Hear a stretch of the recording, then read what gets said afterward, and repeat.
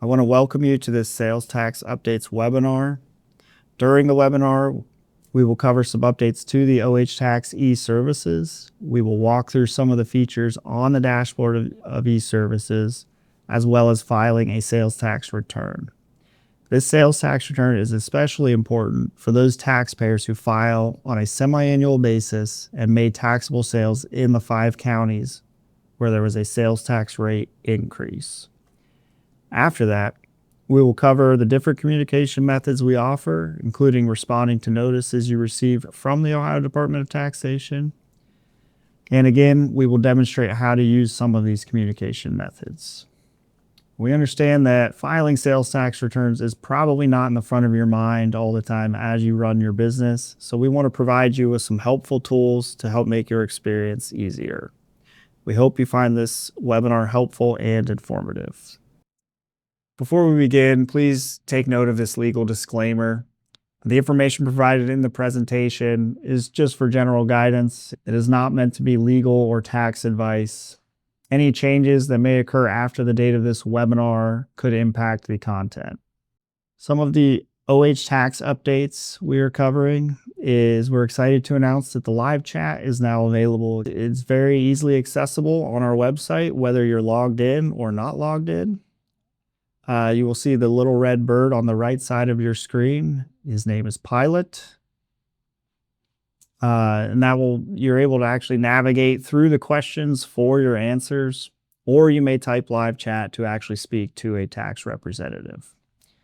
If you're like me, you'd probably prefer to speak to a tax representative through live chat rather than over the phone.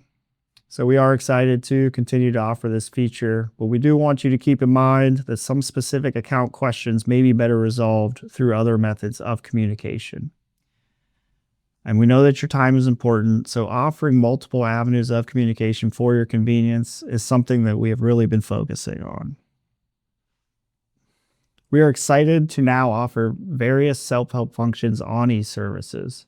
Rather than submitting these requests to update your account, you are now able to update or add a business name, an address, and even your federal employer identification number, or FEIN. I do want to emphasize that any update to your FEIN will require supporting documentation from the Internal Revenue Service or IRS. And this is only really meant for a typo in the FEIN. If you were to obtain a new FEIN from the IRS, you would have to get new sales tax accounts. In addition to these features, we do have these self-help videos on our website, and they'll show you various things like registering a new account, requesting access to a business account that would be especially helpful for tax preparers. Also videos on filing returns, making payments, and even requesting refunds or an abatement of penalties on an assessment.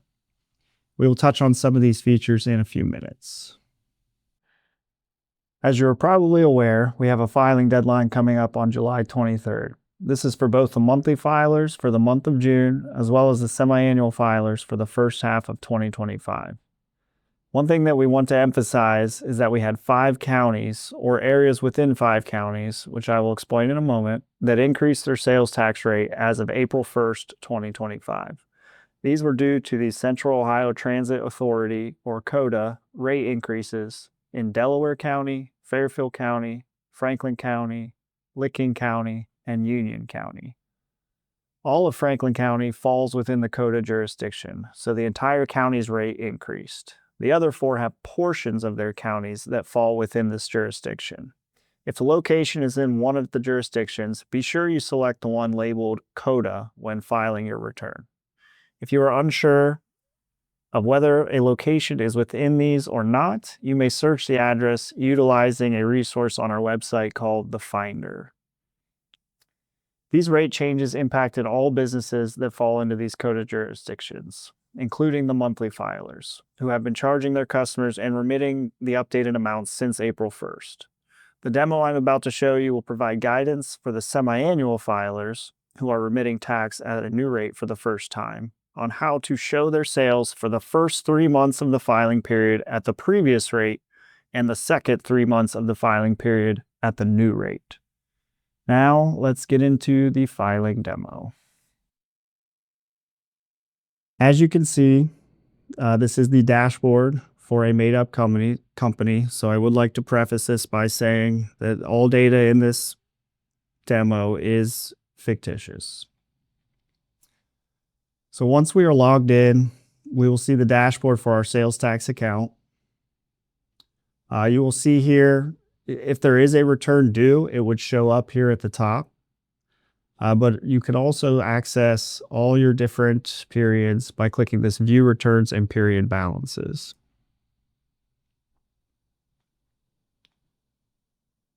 If you scroll down here, you will see the June 2025 period is available.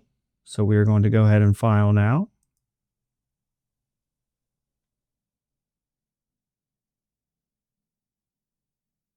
And getting started, this will list any vendor's licenses that you are currently filing for.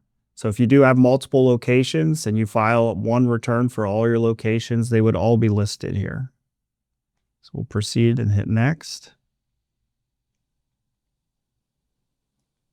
The sales tax file upload, we will not be doing that for this return. This is solely for those businesses that have a file that fits the specific specifications to upload a file that will fill out your return for you.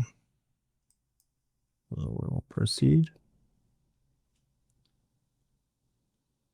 Now we're on the county information page. As you can see, there are no counties listed here. To simply add a county, just click in the blank box under the county name. It will bring up all the counties. If you filed a previous return, these counties will be populated already from your last filing. So we will select our Franklin County. And this is notifying you there has been a rate change for this filing period. So we will have to add this county twice.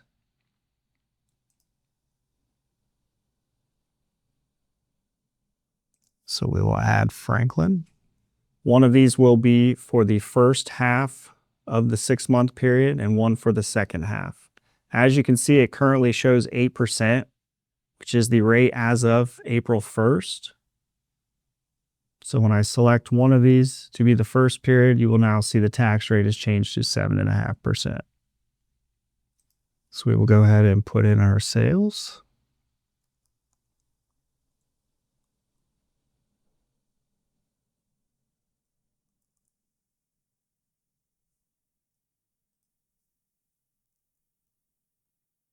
If you do happen to put the incorrect amount in or an amount lower, it will give you an error message saying what the minimum amount of sales tax liability should be. So we will change that. Now that we have it completed, you can see that the totals add up and we have accounted for the first 3 months and for the second 3 months. So then I will proceed and hit next. And we get to our taxable sales. You will notice the $3,000 is already reported under the reportable taxable sales. This is pre-populated from the prior page. It does total up your taxable sales. So then we will fill out the gross sales. The gross sales is the total amount of sales made by this specific business. So this would include out-of-state sales or sales that were not subject to sales tax.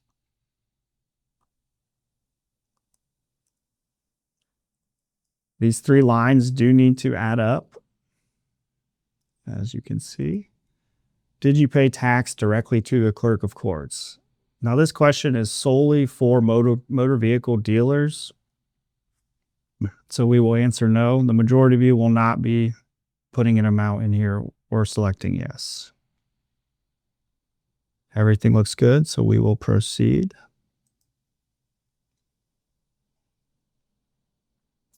The accelerated payment page. So this is only for businesses who collect and remit over $75,000 of sales tax throughout the year. So only the majority of you this will not pertain to. So we will leave this blank.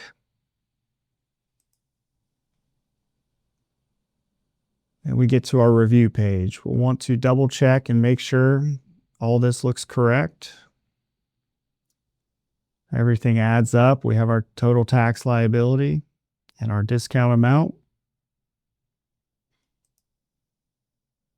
And next, and then we get to our payment options. Again, I will just be entering some fake payment information.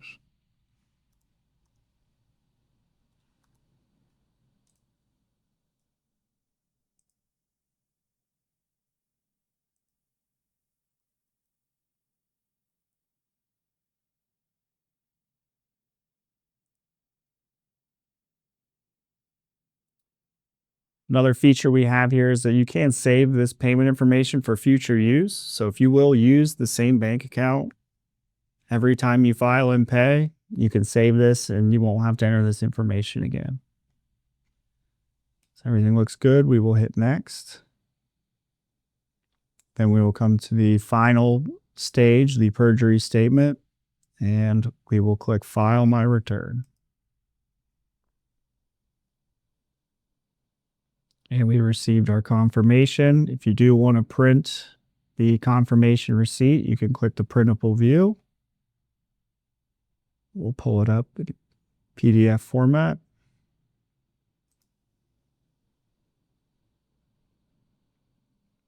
If you would like to leave feedback, you can also do so here. You will hit OK. And that concludes the filing of the sales tax return for the first half of 2025 to include the CODA rate increases. All right, so that concludes our demo of the sales tax return. Now we're moving on to our communication methods. The first one we want to touch on is the web notices. This is new with OH Tax. It is a logged in response for specific account related questions. So once you are logged into eServices, you may ask specific questions, basically sending a message to us in order to get a quicker response. One example of this, say you're logged into eServices and you notice that one of your payments is applied to the incorrect period. You may simply message us and request us to transfer this payment to the correct period. Another option is the email option. This is best used for non-account specific questions and can be found on our website. For example, if you want to ask a question about whether you should or shouldn't be charging sales tax on a specific sale or service.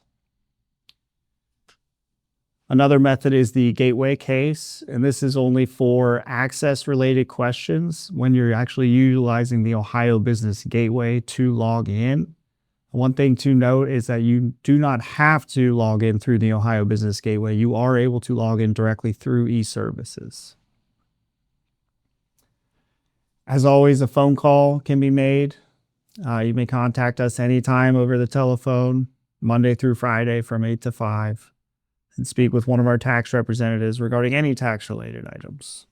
If a phone call is not your preferred method, we do also have the live chat option that I mentioned earlier. We just offer this as a convenience for those that would prefer to chat rather than using one of these other options. And lastly, we have the respond to notices option. And this can be done on our website, whether you're logged in or not. You would just have to have the letter ID from the notice received from the department. With that, I will move over to show you a demo of the web notice here first. So we're back on our test company. And we're logged in here on the home page. If I click on additional services, it will bring up a handful of tiles. Under the messages here, you will see send us a message. So you can click on this link.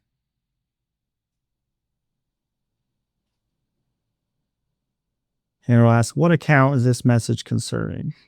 We will select the sales tax account. It'll ask if it's a specific period. We will say that there's a payment that is misapplied to the December period. Then it'll ask the message type. We can just choose e-services and type in our subject here, payment misapplied. My payment of $100. It is important to be specific in your message, especially if you're requesting money being moved or a return being moved.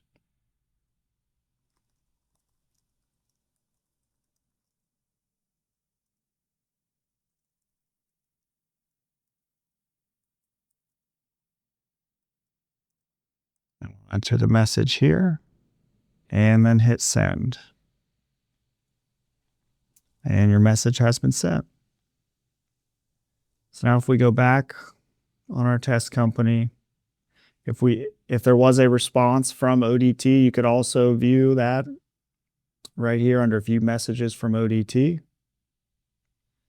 When you do get a response from us, you will get an important notification, and also an email will be sent to the email address on the account notifying you of this notification.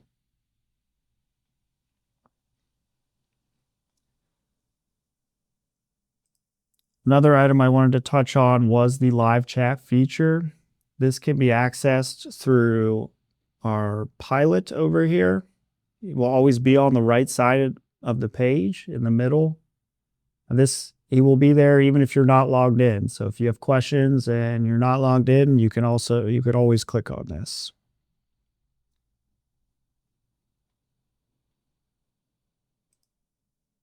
And bring it up. Here's the chat. Let's get started. Some of the questions you may have can be answered by simply selecting the different tax types, what your question is about, so registration.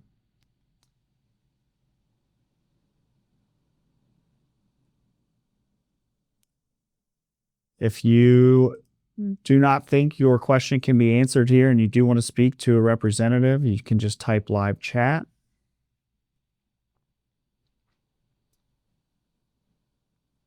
And this will come up and we can hit start a live chat. You will then have to select what tax type you're requesting. And if you have the certain category this might be about, say returns, then it will give you the estimated wait time in our hours. And an agent will be in contact with you through this live chat. So we will go ahead and cancel. And the last method of communication I wanted to talk about was the responding to notices. So this can be done either when you're logged in or when you are not logged in. And like I mentioned before, we would have to have the letter ID in order to respond to a specific notice. So this could be a number of things, from a bill to an assessment. It could be your registration letter, a refund letter, any letter you receive. So when you're logged in, you may have seen it before. It's again under additional services here. And you'll see letters and notices. When you're logged in, you can simply click respond to a letter or notice. And the good thing about being logged in is that it will actually list all of your letters here. So you don't actually have to type the letter ID in. You can just select which letter you want to respond to. So let's say the mailing address you typed in was slightly off. You can click respond, put in some contact information here.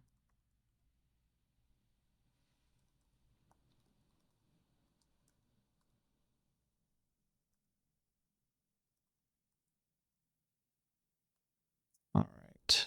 And then type in your explanation.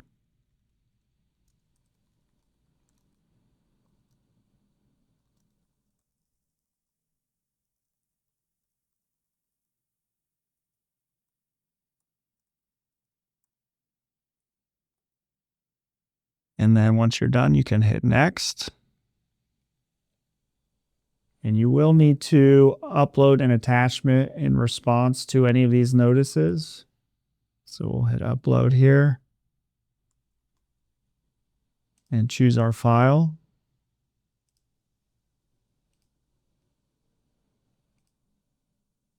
Okay. And you'll see the attachment is now down here. And then hit next.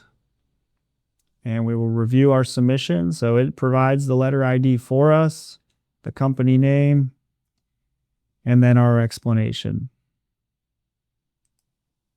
We'll hit next and then confirm the submission here.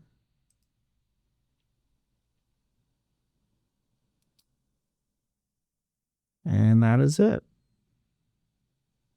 Then we will then be in contact with you, maybe either through a web notice or through an additional letter, depending on what your response is regarding. Okay.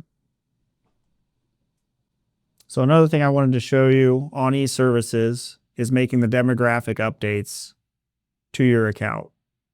So if you go again under the additional services here, just scroll down to this tile, you will see the registration and account maintenance tile. As you can see, you can manage your names and addresses. You can register a new account, set up the business, and even update the federal employer identification number and legal name. So we're going to select the manage names and addresses. So you see here we have our legal name, Test Company, and we want to add a doing business as name here. So we will select add.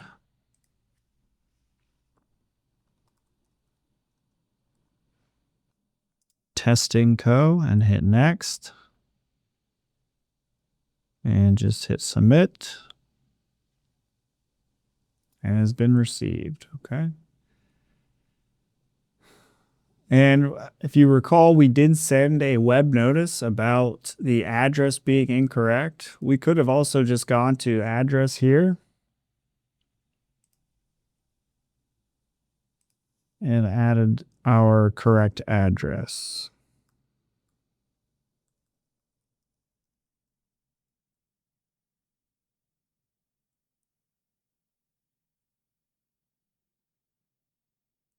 Now, obviously, this address is not going to show up.